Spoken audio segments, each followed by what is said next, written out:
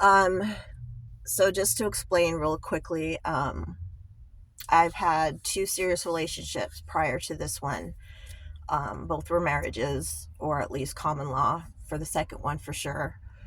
Um, my first relationship was at a high school with someone very emotionally immature and was kind of a hindrance, and he would get physical at times out of frustration and jealousy. I was going to Eastern Washington University. That he didn't really quite like or support. I would try to invite him out to hang out with friends and so forth, excuse me. Um, and we'd always have be the sourpuss who, obviously didn't want to be there. And it was just, I felt like all the things and plans that I had for my life and my family, the things I wanted to do, we just weren't on the same page. So that relationship ended. And I feel bad how I left him because he really wanted me to stay, but I just couldn't do it. I guess super high standards at one point I had. But anyways, I had my two sons with him, and then my two daughters came later. My second husband, or common law husband at that point, the first one was a real marriage. This one was, I was hesitant. He wanted to, but I was hesitant. I didn't like having it kind of forced on me to change my religious beliefs, which I didn't have a focused religion. I've experienced Catholicism, Christianity, Pentecostalism. I've experienced those things, and to me, it just seemed like they were all saying the same thing, including from Buddha to Islam. And I come to find out years later what that's called as a Unitarian. But he wanted me to conform into an Islamic lifestyle, which I did. I did experience that. I was a Muslima for a while. I rapped and everything. But it just wasn't, I see Islam, and this is my personal view, as the type of introduction to spirituality and religion for those who need that type of discipline. It's a very disciplined religion, and I see and could understand some of those, I wouldn't call them rituals, but just practices, like making voodoo and not having intercourse while you're menstruating, and just different, and fasting and all that. I see and understand the benefits of that, and how important it is. But anyways,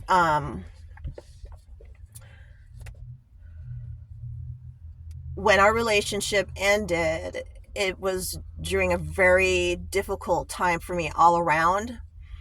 And when I heard the saying, trauma makes you vulnerable for more trauma, that is the truth. It applies to physical trauma, like if you break a bone, that bone is vulnerable to more trauma. If during the healing process it's in a cast to be protected, because of this reason. And when it does heal, it still may be weaker than it was, therefore prone to getting broke again in the same spot. Unless, of course, you remove it and have it replaced with like a rod or prosthetic. But even still, it's just not the same. The balance it's been disrupted. And that applies to emotional trauma especially. In this experience, I've noticed somehow I was attracting the same type of individuals, whether they were females. And I stopped really engaging with men, but just like coworkers, and a couple men that I were friendly with, it was kind of the same. It's like this, you somehow attract these kind of people. But anyways, so I had been recovering from rotator cuff surgery from an injury I had been dealing with for 5 years. The medications this doctor was giving me um, were damaging my body more than helping it, and stopped masking the pain. Things got so bad. I was crying almost all the time. I could not move my arm. I could not lift it. I could not sleep. And I sometimes would have to leave work or not come to work at all because the pain would be so bad. I tried everything from acupuncture um, to different things before I'm like, okay, I need to get another doctor. Now, this doctor was the first doctor I had. I was introduced to him by my uncle-in-law when I first moved to Vegas. His name is Dr. Jones. And I invite you to go Google his name in association with painkiller racket. One of the things that really started to not make sense to me was this doctor, first, when I was introduced to him, had a partner. They worked together. They were from Africa. They worked in the same building. And then I noticed the partner, just once they moved from this building and relocated, I didn't understand at the time, or I figured out later, it was because they split. So he didn't have this partner anymore, which I thought was kind of interesting. I would ask about this doctor because sometimes I would have to see him instead of Dr. Jones, but the way he responded gave me the impression that they didn't separate on very good terms. So I always wondered about that. So anyways, as he was treating me for 5 years for this shoulder injury, masking it with painkillers and muscle relaxers, it got to the point where when I would go to his office, it would be full. You would maybe have to stand up or stand outside, and everyone in the office looked like freaking zombies. They were either nodding off or just like something just started not to really feel right. On top of the fact that he wasn't really doing anything for my shoulder. I think he did an x-ray. He didn't really do much else about maybe possible looking into tissue damage, nothing like that. And if he did see anything in the x-ray, I would think he did because the next doctor I ended up going to found some stuff. But anyways, I did decide to go to a pain specialist at this point because not only was he upping my medications to the point where I was on morphine, he even had scheduled cortisone shots for me, which helped only for like a week. I mean, it didn't matter what I was being given. It was not helping. It might help for that moment, but as soon as my body got used to it, I was in pain again. So I was not going to live on pills for my rest of my life because it was really starting to damage an already sensitive digestion system I have. And again, I don't like being dependent on anyone or anything. So this painkiller specialist tells me, you might as well have been on heroin when he looked at my medication list, which was shocking to me. I'm like, what the fuck? What? He was like, yeah. So I'm pretty sure that doctor, the pain specialist, was one of other doctors that helped bring Dr. Jones to justice, so to speak. He ended up losing his license and having to do some time for the crimes that he was committing through over-medicating his patients with painkillers. So anyways, so this pain specialist helped me out. He got me scheduled for surgery, blah, blah, blah, blah, blah, blah, blah. So again, remember that trauma makes you vulnerable to more trauma. So I'm dealing with a physical injury that had me in constant pain for 5 years, or I'll say 2.5, 3 of those 5 years. My relationship was ending, and now we were going to uproot everyone and move to Detroit, which the reason why I did it was because I wanted my kids to know their family. My ex has a lot of family from California to Michigan. And I wanted my kids to know their family members. And he was very family oriented, my ex, and was with that. He's a very good guy. He's a decent father. We just weren't working out for reasons not really important right at this time. Had to do with a lot of infidelity, we'll just say that. But anyways, that I wasn't trying to get involved in or deal with. But now we're in Detroit, and my recovery from surgery wasn't as consistent as it should be. We get to Detroit during the worst winter, I think they said in like 20 years, which ended up leading to a flood that following summer, which is amazing. We have video of canoes going down our street, and we had FEMA involved. I almost lost all my music studio because everything was in the basement at the time that this happened. And it happened quickly. We had to move and get that stuff out fast because 1 minute the kids are downstairs in the basement playing. 5 minutes later, they're telling me, Tia, Auntie, there's water coming up from the floor in the basement. Oh, we'll just clean it up then. What are you guys talking about?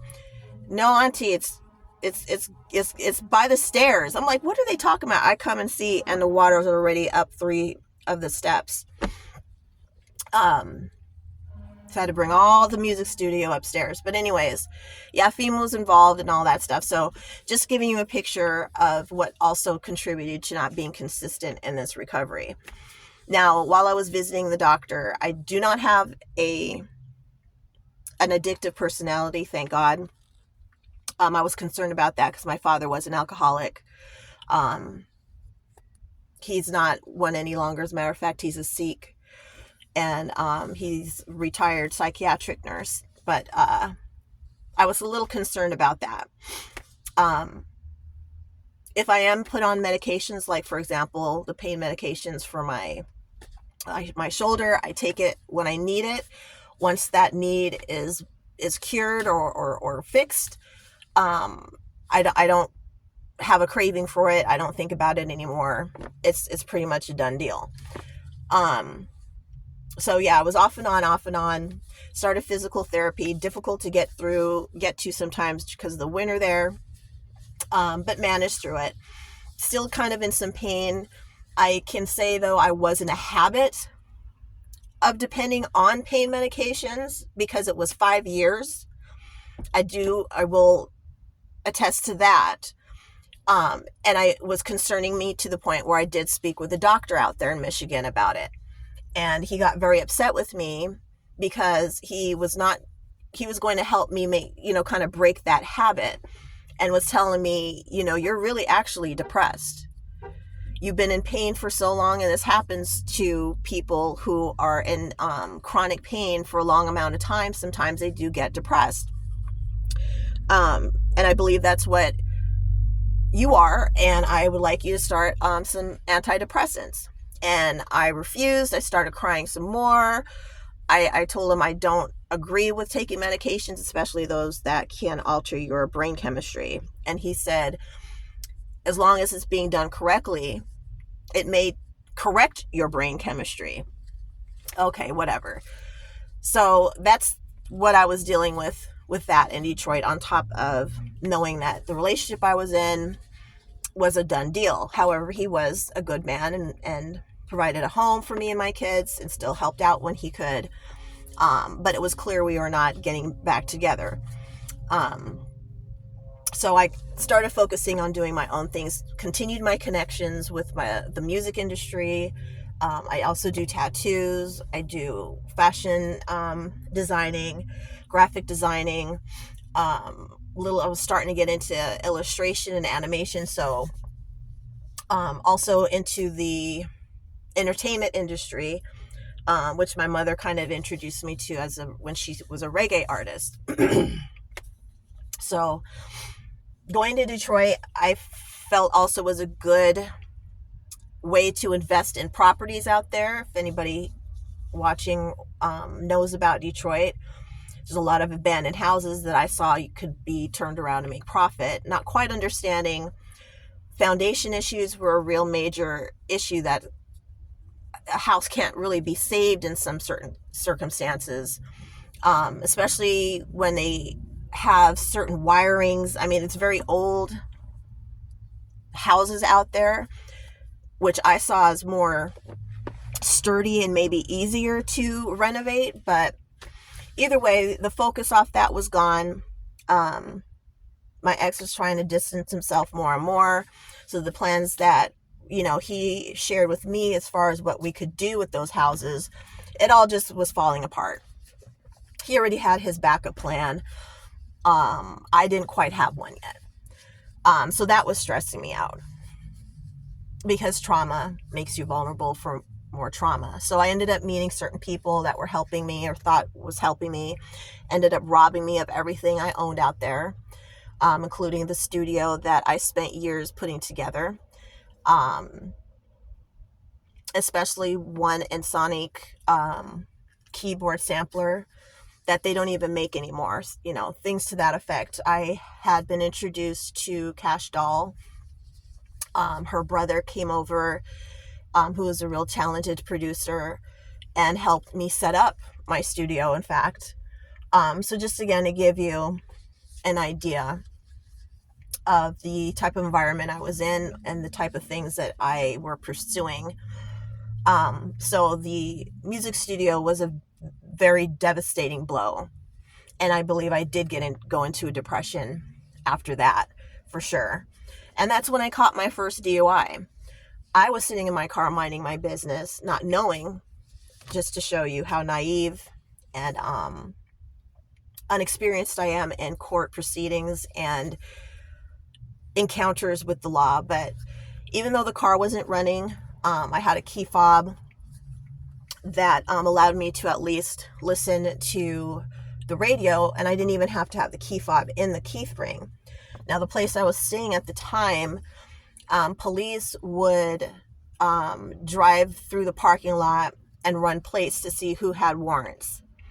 My car looked like one of the cars that I knew was up to stuff, And again, being at this point so encased in my own grief, didn't really think about precautions I should take. Like, number one, sitting in a parking lot where you see shenanigans happening, and drinking to the point where you cannot possibly be functional to defend yourself in.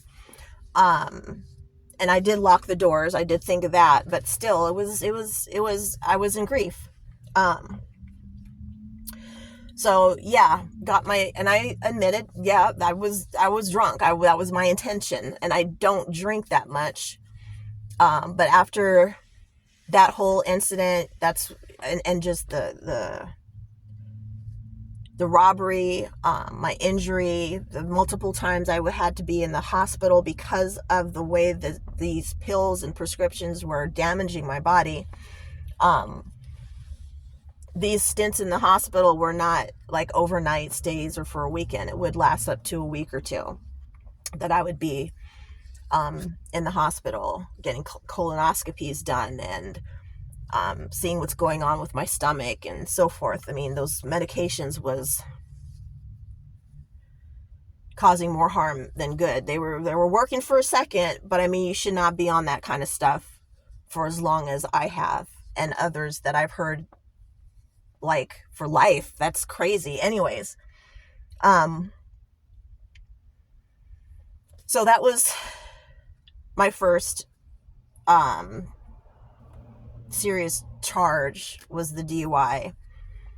I really never got in trouble before. There was incidences of theft that I was not involved in that were dismissed.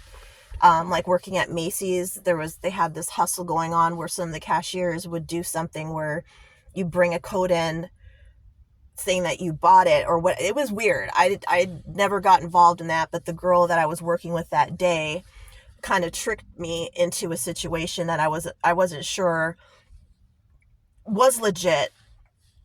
And it turned out it wasn't.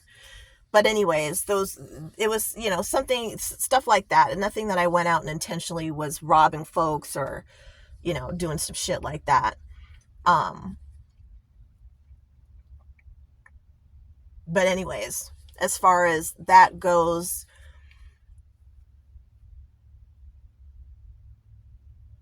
I'll just say anything that I have done, I will admit to. I'm not a liar. I honestly believe liars are cowards and weak because they have to trick you into believing that they're someone they're not, and too pathetic to deal with a situation they may have created for themselves. So they'll try to lie themselves out of it. I do understand and know when it's the right time to lie, and that withholding information isn't always lying. Um, but that was a problem of mine, is I didn't withhold enough information. I'm a very open book, because I'm an honest person, but sometimes it does not help you to be as honest as you should be able to be. But anyways, that just is another lesson. I hope, if anything, is taken out of this, is that there's people who don't deserve the benefit of the doubt. Not everybody has your back, and the people closest to you could be your worst enemy. Um, these things I've always been aware of and managed to avoid being caught up in those kind of situations, because I knew these people, knew how they were, and at some point it's like, okay, if you know what their character is, and you still choose to deal with that person, then it's on you.